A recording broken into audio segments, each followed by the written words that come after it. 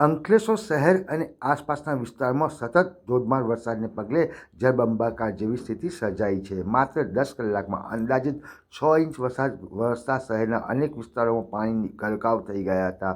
અમરાવતી નદી અને આંબલાખાડી ફરી એકવાર ઉફાન પર આવી જતા અનેક માર્ગ ઉપર વાહન વ્યવહાર ખોરવાયો હતો। નીચાણવાળા વિસ્તારમાં ઘરોમાં પાણી ઘૂસી જતા સ્થાનિકોમાં ભારે રોષ જોવા મળ્યો હતો। અંકલેશ્વરમાં ગત રાત્રિથી શરૂ થયેલા વરસાદે સવારે વધુ તીવ્ર બન્યો હતો। રેડ એલર્ટ વચ્ચે સતત 10 કલાક સુધી ધોધમાર વરસાદ વરસતા શહેરની આસપાસ વિસ્તારમાં જનજીવન અસ્તવ્યસ્ત બન્યું હતું। શહેરના મુખ્ય માર્ગ પર પાણી ભરાઈ જતા વાહન ચાલકો અને રાહદારીઓ ભારે હાલાકીનો સામનો કરવો પડ્યો હતો। શહેરના ગાયત્રી મંદિર વિસ્તાર, Sanjaynagar, Navinagari, Sargam complex road, railway ગોદી રોડ, જલારામનગર, પાંચબત્તી બજાર સહિત અનેક વિસ્તારોમાં વરસાદી પાણી ફરી વળ્યા હતા। જીઆઈડીસી તેમજ ગ્રામ્ય વિસ્તારોમાં પણ માર્ગોમાં પાણી ગરકાવ થઈ ગયા હતા। ઓફિસમાં રહેવા મજબૂર બન્યા હતા। ચાલુ ચોમાસાની સિઝનમાં અત્યાર સુધીમાં અંકલેશ્વરમાં અંદાજિત 542 મીમી વરસાદ નોંધાયો છે, જે મોસમના કુલ અંદાજિત વરસાદના લગભગ 65% જેટલો છે।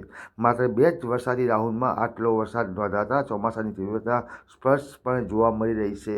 અંકલેશ્વરમાંથી પસાર થઈ રહેલી નર્મદા નદીમાં ભળતી અમરાવતી નદી ચાલુ સિઝનમાં પ્રથમ વખત બે કાંઠે જોવા મળી હતી। અમરપુરા ગામ પાસે નીચાણવાળા વિસ્તાર પરથી પાણી પસાર થતાં માર્ગ વાહન માટે બંધ કરવામાં આવ્યો હતો। બીજી તરફ આંબલાખાડી પર સિઝનમાં બીજી વખત ઓવરફ્લો થઈ ગઈ હતી। પિરામણ રોડ અંડરપાસ પાસે પાણી ભરાતા વાહન વ્યવહાર પ્રભાવિત થયો હતો, જ્યારે કડકિયા નજીક વાસોદ માર્ગ પર બનાવેલા ડાયવર્ઝન પરથી આંબલાખાડીનું પાણી અંદાજિત 1 ફૂટ ઉપર વહેતું હોવાની સલામતીના ભાગરૂપે માર્ગ બંધ કરવામાં આવ્યો હતો।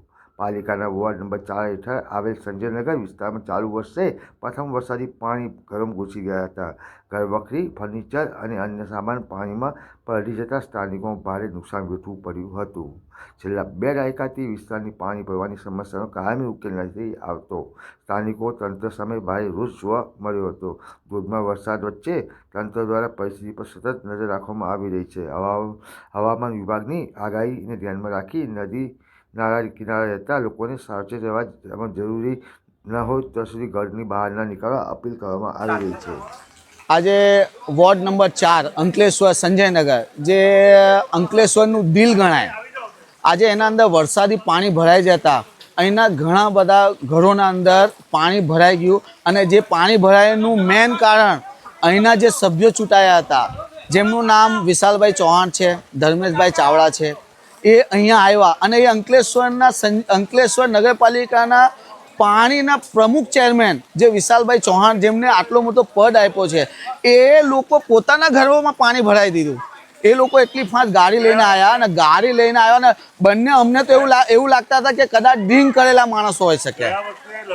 ગયા વર્ષે બી એટલી બધી એ લોકોએ લારીઓ માર્કેટમાં ઊંધી સીધી કરી હતી ને હમણાં પણ આવીને આ સંજયનગરના ગરીબોના લોકોના ઘરોના અંદર નુકસાન કરીને એ લોકો ચાલ્યા ગયા। અને અહીંયા ગરીબોનું કોઈ સાંભળતું નથી, ના ચેરમેન સાંભળે છે, ના પ્રમુખ સાંભળે છે, ના કોઈ વિસ્તાર લોકો અહીંયા, કોઈ ગવર્મેન્ટ અહીંયા સાંભળવા આવે છે। તો અમને વિનંતી છે સરકારને કે જલ્દીથી જલ્દી આ ચીજોનું નિરાકરણ કરે ને જેનાથી અમે સારવાર ફટાફટ કરે ને પાણીનું જલ્દી નિકાલ કરે। સુમનબેન, પરિસ્થિતિ તો ભાઈ જરાકો પાણી વરસાદ પડે ને તો અહીંયા પાણી ભરાઈ જ જાય છે, એ અમે સહન જ કરીએ છીએ। પણ આ લોકો જે ચૂંટાઈને આવેલા છે, હવે અમે વોટ આલીને અમે ગલતી કરી, તમે અમને પૂછો, તમે એટલા ફાસ્ટ ગાડી લઈને ગયા કે મારા છોકરા ઘરમાં ખાવા બેઠેલા, ખાવાનાની અંદર બધું પાણી જ પાણી કરી લીધું। આ છોકરાઓ આ ગટરો એટલી ઉભરાય કે અમને 5 વાગ્યાની ઊંઘ નહીં આવતી, 5 વાગ્યાની ગંધ મારે, તેની અંદર 2 બાળકો અમારા ઘરમાં બીમાર થઈ ગયા।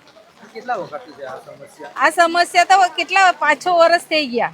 આ જ્યારે આ સાઈ મિલન સોસાયટી બની તને અમારા નસીબ ફૂટી કાઢ્યા।